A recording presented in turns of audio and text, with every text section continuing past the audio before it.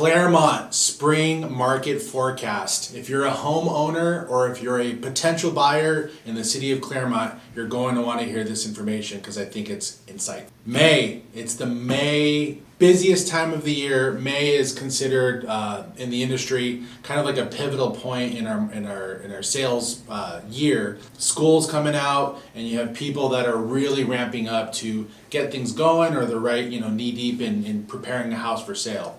The numbers are very reflective of that because it's quite surprising.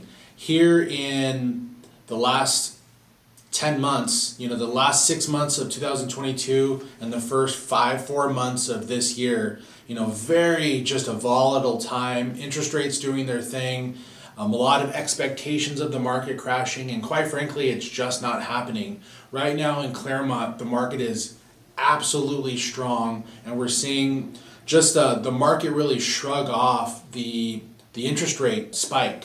Interest rates right now, according to Mortgage News Daily, for a 30-year fixed, believe it or not, it's at 6.65.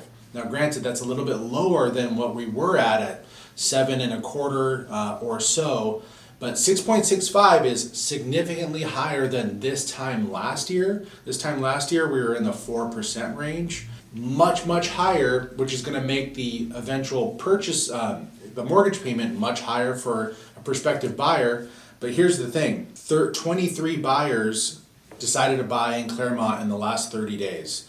I didn't check how many of those were cash offers. Some of them were, but most of them weren't. I can say that with confidence. So you have a lot of people that are just saying, I don't care. They're like the little girl in the Willy Wonka factory. I want what I want now because of life events. And that's really what I think it comes down to is you have people that they want to move now. They're wanting to pick a fantastic city like Claremont, and they just quite frankly don't care about what's happening in the marketplace because they have those overriding variables, those overriding factors like they can't climb stairs anymore, so they need a single story. They just took a job relocation into the area. They want to be close to web schools or close to, family or friends in the area. Who knows why people are making moves, but here's the thing. Compared to last year, yes, sales activity is down, but the year over year, the pending activity is the same. We have 34 homes in escrow right now in Claremont. Compared to last year, we had 32 homes the same exact time of year. We had 34 homes available for sale in Claremont. Last year, we had 35. We have less inventory right now, depending on which article you read. The media is reporting 25 to 40% less inventory nationwide. So what does that mean? That means that there's far fewer choices for homeowners, for home buyers to pick from, which is very helpful to keep our market, I don't want to say propped up, but that's actually what's happening. Even though we have these substantially higher interest rates, you have sellers who are reluctant to put their house on the market because they don't want to move for whatever reason, and it's just causing a limited supply, which is quite frankly still making our market strong. In the absorption rate is the temperature gauge, whether it's a buyer's market or a seller's market, and the absorption rate right now is 1.79. Last year it was 1.44. So all the misleading thoughts in the art media here in the last 6 months of everything's going to crash, the market is still a heavy seller's market. Compared to April, it's actually become even hotter just 30 days ago. In April, the absorption rate was 2.33. The median sales price for the 23 homes that sold in Claremont was $833. Compared to last year, this is one of the few negative factors or negative things to report. The pricing is down about 8%, 7.98%.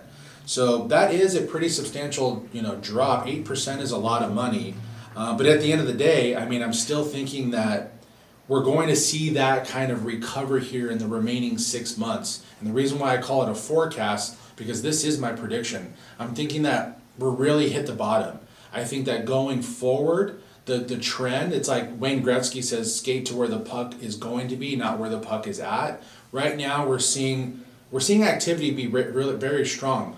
List price to sales price ratio on a monthly basis that's up 2%, buyers are willing to pay a little bit more than the asking price. Not like the crazy days of 10%, 20% over the asking price, but I think it's starting to come back because the buyers are realizing that the interest rates aren't coming down, and they're willing to pay a little bit more than the asking price. So maybe at 832 next month, it might be a little bit more, et cetera, et cetera. I think we're going to build from here. Last thing that I wanted to touch on was just as inflation comes down, so I don't pretend to be an economist, but as inflation is continue to soften up as we get to the end of the year, the mortgage rates follow inflation. So if the mortgage rates come down, right now, like I said, 6.65, if the mortgage rates come down and inventory stays the same, what does that mean? That means if you're a buyer, it's only going to get worse. There's going to be more competition.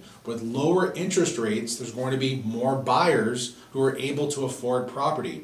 Well, if there is more competition, that means that there's going to be harder chances of you getting your offer accepted. So if you're a buyer, talk to your loan officer, give me a call. Let's develop a plan to get you into a property sooner than later. Because quite frankly, I just think it's going to get harder as we end up this year going into next year. If you're a seller, have confidence that there are plenty of buyers out there. Sure, you cannot price it in 2021 pricing, right? Or even 2022 pricing for that matter. But where you're still able to capitalize on high demand in the area. So any questions, any comments about your specific situation, feel free to reach out. Hopefully you found this valuable. Thanks so much for watching.